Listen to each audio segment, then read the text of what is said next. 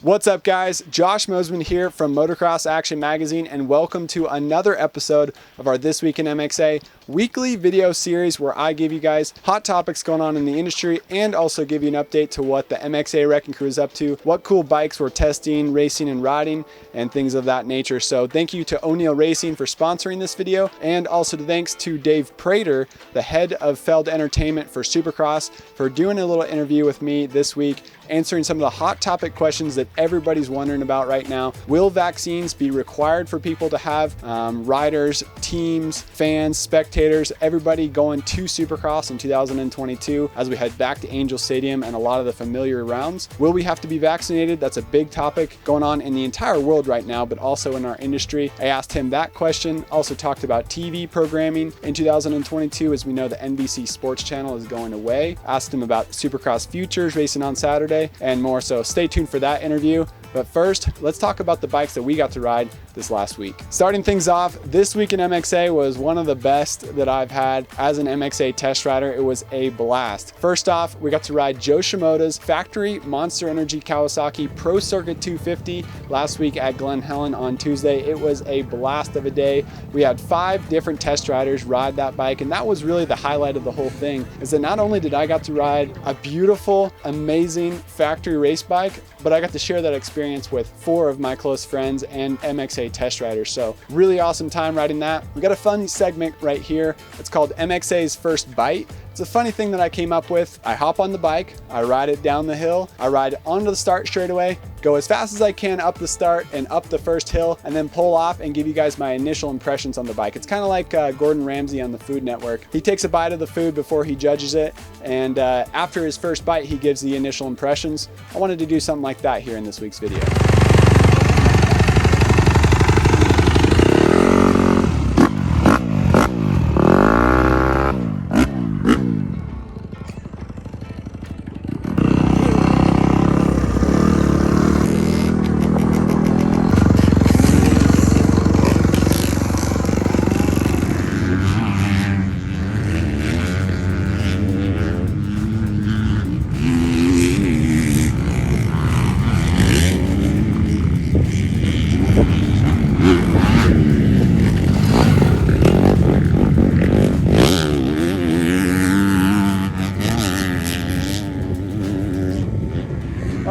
MXA's first bite.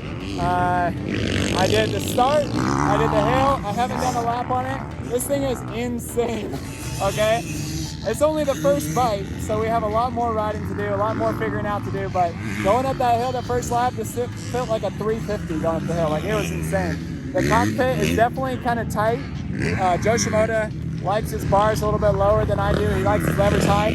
Oh my gosh, this thing is really hard to get into neutral. I sat over there for like a minute trying to get it into neutral. So it's got a special transmission that makes sure you don't hit neutral through the whoops or through a jump or anything like that, so that's pretty funny. First impressions, this thing's pretty sweet. I'm excited to spend all day riding it, and excited to have our other test riders jump on it as well. After we had a blast riding Joe Shimoda's bike on Tuesday of last week, we went out to State Fair MX on Wednesday and got to ride Dilan Schwartz BarX Suzuki. The team is sponsored by Chaparral and X-Star and a couple other brands. Dilan Schwartz was super impressive in 2021, especially in the Nationals when he scored multiple top 10 finishes. I think he got 6th and 7th overall multiple times. Dilan, I've known him since he was a young kid, watched him grow up racing here on the West Coast, and now he's doing awesome racing for the BarX Suzuki team. We got to ride his bike, and that was a blast as well. So future videos will come out on Joe Shimoda's race bike and also Dilan Schwartz's race bike, and we'll have full in-depth articles talking about our experience riding those bikes in a future magazine. All right, guys, now let's get into the exciting and very interesting stuff with Dave Prater from Monster Energy Supercross as we talk to him about the hot topic questions. So can you give us an answer? Will we need to have vaccine requirements, and kind of what is that looking like as we head towards 2022 with about 3 months to go until Anaheim 1? Yeah, no, thanks for doing this, Josh. You're right. It's a hot topic. It's been a hot topic for a while. There are no vaccine mandates for Supercross. So going into 22, what you will see is something very similar to 21 as far as riders and industry go. So if you're vaccinated, the only difference will be that you won't have to be tested. If you're unvaccinated, we'll have to test every week, just as we did in 2021. The other thing that I want to make clear is that there are no vaccine requirements for the fans at any stadium that we're currently scheduled to go to. Now, we're obviously watching that situation, because I think it's my new favorite word over the last couple of years, but everything's fluid. So we're watching it closely. We're continuing to monitor the situation and the different areas that we go to. Most of this is dictated by the counties in which the stadiums are located. So we're continuing to communicate with the county government and health departments just to see where they're going. But currently, there are no vaccine requirements at any of the stadiums on the 2022 schedule. So just want to make that clear.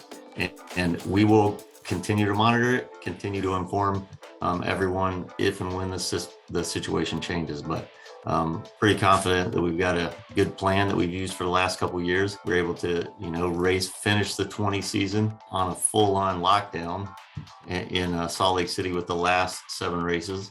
And then we were able to complete a championship in its entirety in 21 using the mandates or the mitigation program that we had in place. So we feel good about it. I think 22 is going to be really excited. I just want to put everyone's minds at ease that they won't have to worry about a vaccine mandate moving forward. Awesome. Well, good to hear that. I think for my sake and for our viewers as well, is it the goal of Feld Entertainment to try to stay away from that vaccines and requirements of that nature? Is it the goal to keep pushing against that? Definitely, that's the goal. I mean, the goal is to focus on the sport, to focus on Supercross, to focus on those 17 races. Like you said, focus on Supercross Futures. The fact that we're going to have Supercross Futures at 6 rounds on Saturday with the pros, which has never been done before. So that's the goal. The goal is to get back to as close to normal as we can, knowing that we're still in a pandemic and we're going to have challenges throughout. So that's the goal. Focus on Supercross, do our best to hold that line, do our best to keep everyone safe, and have that mitigation plan in place to be able to do that. So that's our goal. Building off of that, what are some of the hoops that you guys have had to jump through scheduling now with, and some of the things that the average person that buys a ticket and goes to Supercross, or even the person that's in the industry that's working for a rider or sponsoring a rider, they might not know about? What are some of the challenges that you've had getting ready for 2022? Yeah, well, just aside from just the situation with the pandemic, which, it almost feels old hat, like we've gone through it since 20. So as far as those challenges, those have really remained the same. It's just a lot of communication with the stadium, the health department, and the local government. So that's really something that we continue to work through. But what we've seen in 22, which is a huge positive, but a challenge in some ways, is with stadiums going back to full capacity and with a lot of the, mandates being lifted, it's been a mad rush. So all of these events that couldn't put on events or hold events from the middle of 20 through 21 are now just clamoring, trying to get back out there. So that's been our biggest challenge, probably, is just trying to fit, a 17 round season in this window that we typically race January through May. In the past, we would call up Angel Stadium and they say, yeah, you guys can race anytime January 1st through the middle of February. And now it's stadiums like Minneapolis and Bank of America Stadium US Bank Stadium are going, well, you've got this date and this date, choose between those two. So that's been a challenge as far as scheduling. It's a huge puzzle. The 17 rounds that we have, does it look like we'll be able to have full capacity at those races, or are there some stadiums that currently still have restrictions on how many people they can have? Well, so the 17 rounds that we have booked are all currently at 100% capacity. So that was something else we took into consideration, obviously. We've gone through it. We went through it last year with, I think the max we were allowed in any stadium was 15,000. So that was something we took into consideration. So yes, today, October 6th, every stadium on our tour is at 100% capacity. So we're super excited about that, and I'm sure the fans in the industry is as well. So looking ahead for NBC and NBC Sports heading into 2022, we've heard that NBC is going to be transferring a lot of their sports network programs to Peacock Premium streaming service, where people have to pay monthly to get that, and that channel might be going away. What does Supercross and TV look like for people that are going to be watching from home? Do you know so far? Well, I can't tell you exactly what it'll look like. I can tell you though, so NBC Sports Network is going away, that channel. Supercross will be on a linear channel in 22, one of the NBC Universal channels, whether that's USA, CNBC, or one of their others.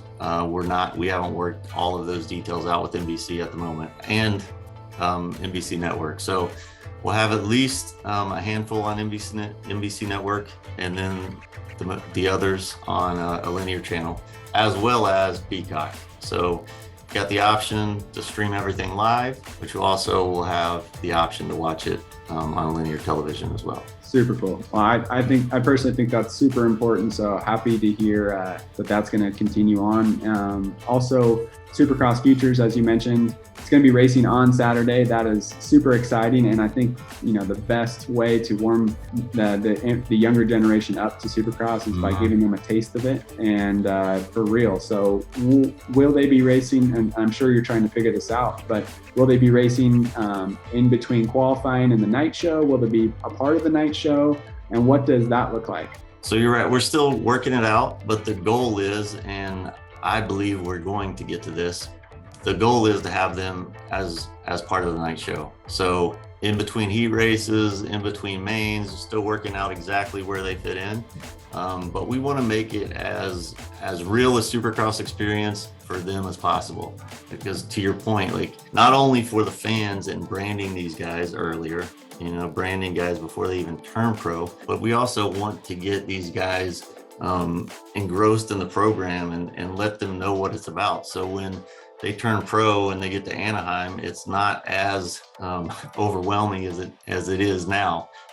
Still going to be overwhelming, but just want to get their feet wet, start building their brands earlier, and introduce the fans and the younger audience to people who may follow more so than some of the pros. I know I've got a 10-year-old and a 12-year-old. I'm fairly sure they follow some of the amateur guys on social even more so than they do the pro guys, because they just relate to them more. They're around the same age. So it's I'm looking forward to it in 22. And then just to touch on that some more for the future. So right now the plan is in 23 to bring back Supercross Futures in its entirety. So doing all 24 classes, racing on Sunday for the majority, other than the 250 SX Futures class, the goal is to keep that on Saturday night. But just wanted to let everybody know. I know there's been a lot of questions about that as well, and we're working toward bringing Supercross Futures back like you knew it in 19 and 23. Great to hear. And then last question for this segment. Now heading in towards Supercross 22, we don't have the FIM World Championship tagline. What's going to look different? I know some people and many people won't know the difference. And a lot of people are confused what the FIM was doing and how they were involved with Supercross. And for me, racing and being a part of this industry my whole life, I was still confused. And so what is Supercross going to look like in 22 without the FIM and with it just being an AMA sanctioned national championship? So the short answer to that is it's really going to look no different. Really, the only thing a fan or even a rider coming into the stadium can expect is there's not going to be any FIM logos. As far as the sport, the sanctioning, all of that, the rules package, it's really going to be no different, with the exception of now we have one sanctioning body, so it should simplify things a little bit.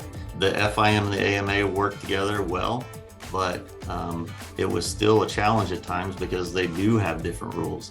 And so they would work it out, but when you've only got one sanctioning body, it eliminates that. It eliminates the conflict at all. So got that.